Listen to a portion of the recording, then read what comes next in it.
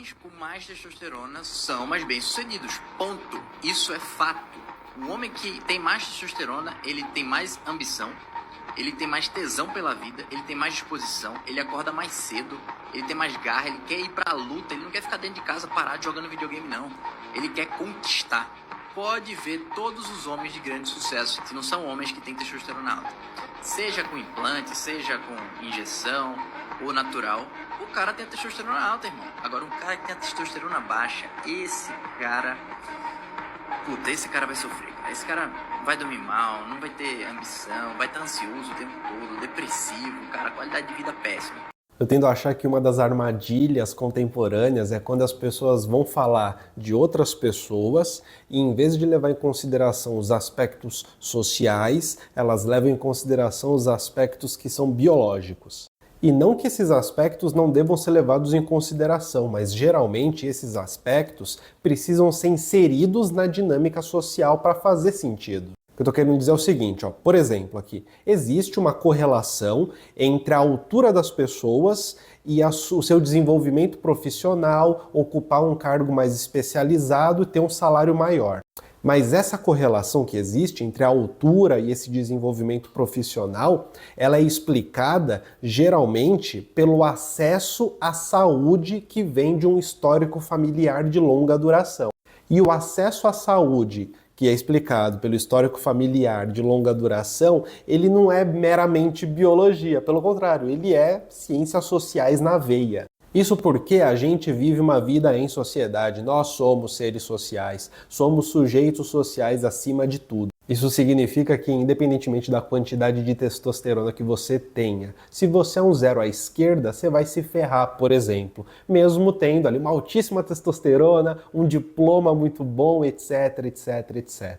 E se a tua testosterona for baixa, mas você é um trabalhador que desempenha ali o que é necessário ser feito, muito provavelmente você vai se dar muito bem em determinados lugares em que o desempenho do trabalho vale mais do que o capital social que você tem para conseguir promoção.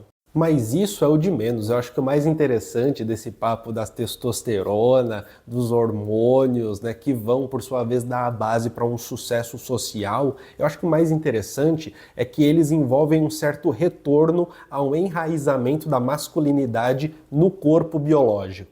Eles são uma manifestação dessa tentativa de enraizamento.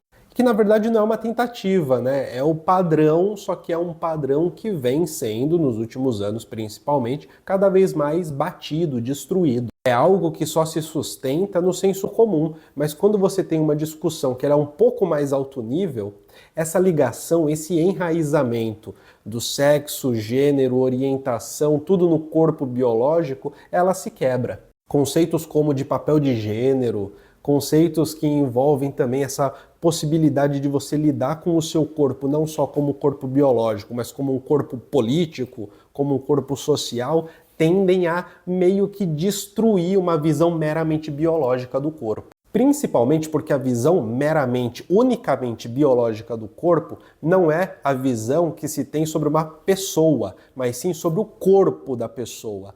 Pessoa é um conceito que necessariamente envolve um status jurídico, necessariamente envolve um status sociológico, necessariamente envolve uma função política e por aí vai. No fundo, esse retorno ao enraizamento biológico, ele funciona muito como um retorno a um senso comum sofisticado. Um senso comum que usa de uma certa finesse científica muito questionável para se reafirmar num lugar em que ele não tem mais espaço, que é nas conversas intelectualizadas. E a simplicidade dessa conversa, dessa tentativa, né, é uma simplicidade que tem muito a ver com aquela coisa do coach, do marqueteiro, que na persuasão te conquista, mas que não necessariamente te ensina, por exemplo. Não necessariamente ele está expondo o resultado de uma pesquisa, mas está te conquistando para você aderir à ideia. É aquela noção de que a gente vive num mercado de ideias e as ideias precisam ser compradas. Ou seja, a produção científica não teria uma autonomia, mas ela seria dependente de um convencimento. Isso é uma ideia mais ou menos furada, né? Porque a gente sabe que existe no campo científico uma certa autonomia, existem instâncias de aprovação, existem critérios específicos e que não necessariamente uma pesquisa precisa ser popular para ela ser validada. A popularidade de uma pesquisa pode influenciar em muitas outras coisas, mas para ser validada dentro do campo científico, ela não precisa ser popular, ela não tem que convencer nesse sentido persuasivo. E é por isso que a gente chega num ponto em que você tem um monte de coach científico que se usa de artigos, que usam teses, que usam geralmente textos mal lidos para comprovar pontos que são geralmente pertencentes ao senso comum. E que no fundo eles tentam fazer aquilo que eu já falei aqui no início do vídeo, né? Que é fazer esse retorno ao corpo biológico, esse retorno a uma necessidade de fixar certas coisas que o senso comum já fixa e que pouco a pouco vem sendo destruído e que, em conversas intelectualizadas, nem fazem parte do prato do dia. Tudo bem?